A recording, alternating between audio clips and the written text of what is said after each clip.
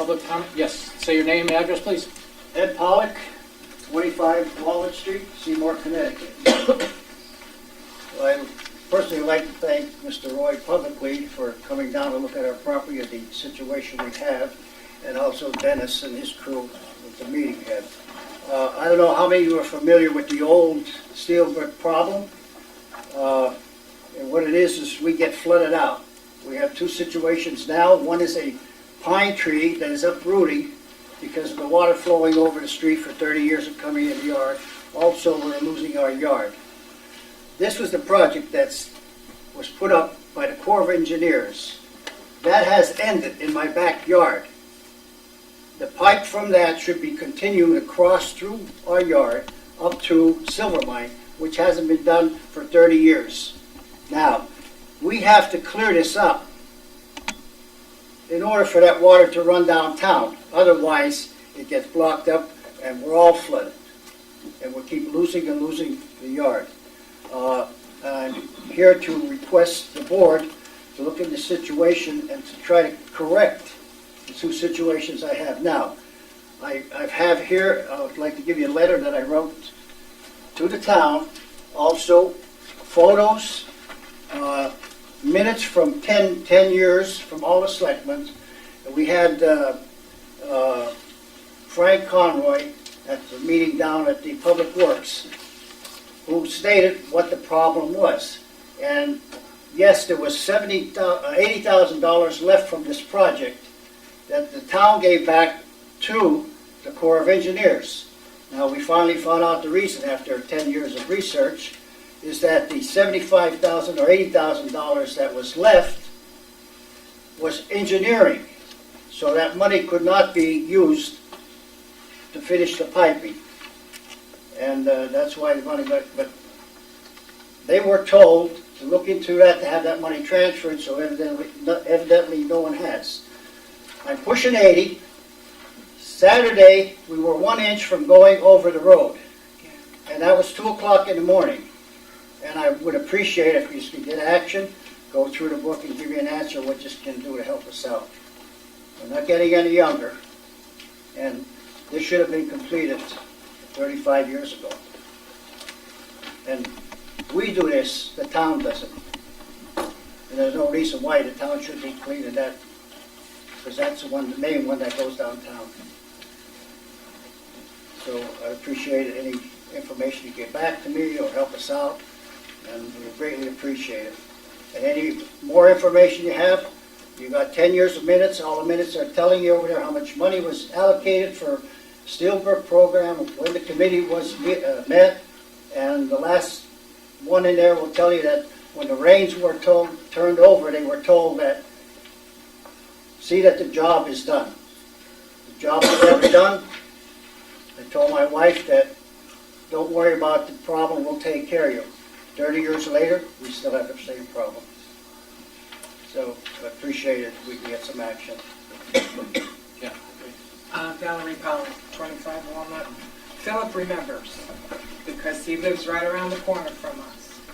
Now, it was bad before when the Army Corps of Engineers came in and redid Maple Street and Hull Place and Pearl Street, because the water was just abundant. It was a tsunami.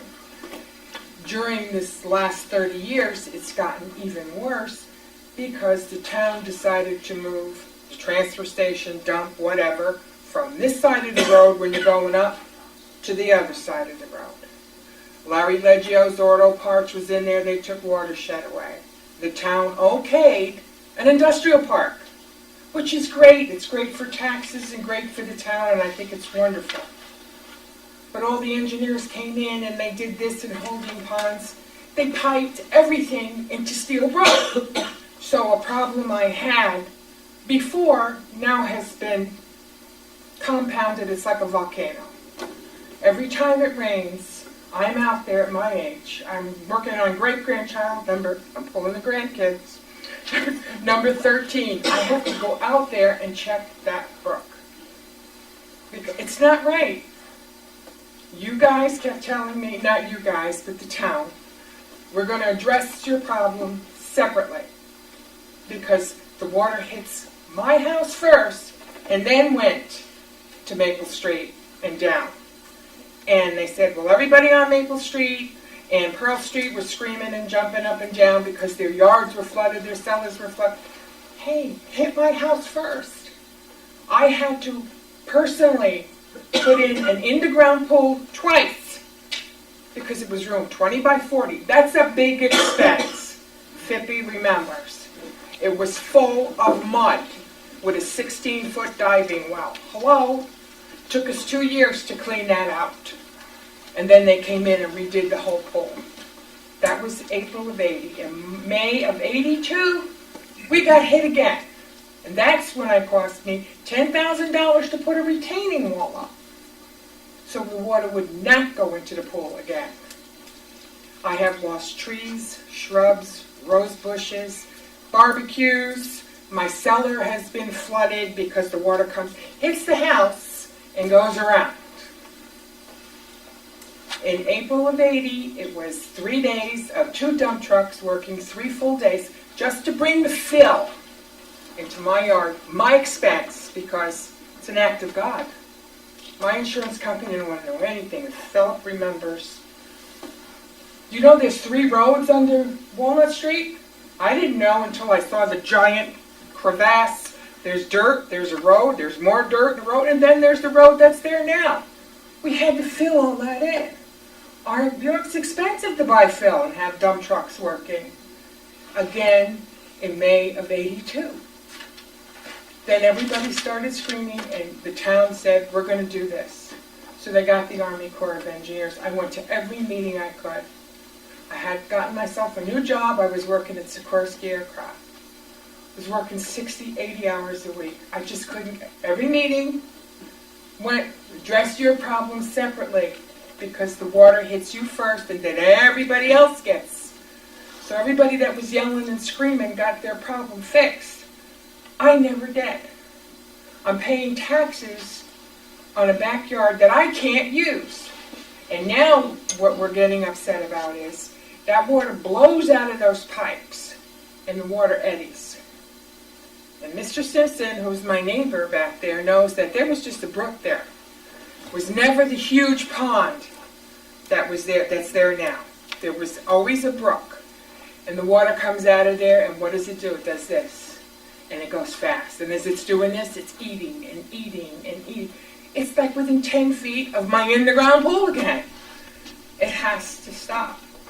I don't care if you pipe it just past the house or, where we put the shed up to stop that eddying and then leave the rest. You got to do something to stop it from, if it comes over the road, you got to have some kind of a wall so it goes into the other pipe.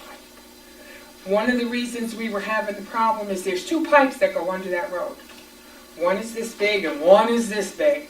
Most of the water at one time was going into the smaller pipe. So the town did go a couple of years back, got permission from the neighbor across the street. Town went in and backhoed and dug a huge trench in that brook for the bigger pipe. All well and good, but now it's 99.9% in that pipe, nothing in the other pipe. So they came back and dug a little berm or a trench to go this way, so when the water gets so high, it would go like this. Only it's too high. Water will go down to its own level and then flow over. And I have said it before, you've got to do a pipe right underground from one brook to the other, because there's 2 brooks. It's one brook, but it diverses.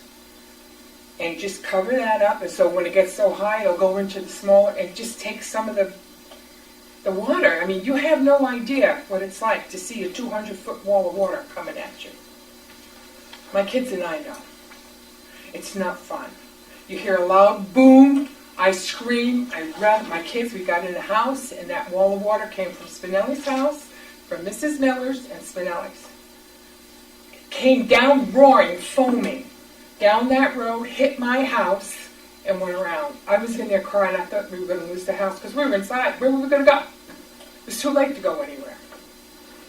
The town shut that road, and they brought in bulldozers and dump trucks. I worked at Foodland downtown at one time, part-time. I had to go to work. I was out there with pants up to my knees because of the mud. I had to shovel my car out of my driveway to back it out to get to work. It has to stop. I cannot have that again. We don't have the funds anymore to replace the pool. We don't have the funds anymore to put the 2 catch basins that are in front of my house that I did. I was pregnant helping put cinder block and stuff in, put the pipes in, just in case. Just in case. Thank God we did. It was a just in case thing. And we put the road this way, 2 nice grades, piped it, our expense. Our expense. And we just can't keep doing this anymore. I can't keep getting up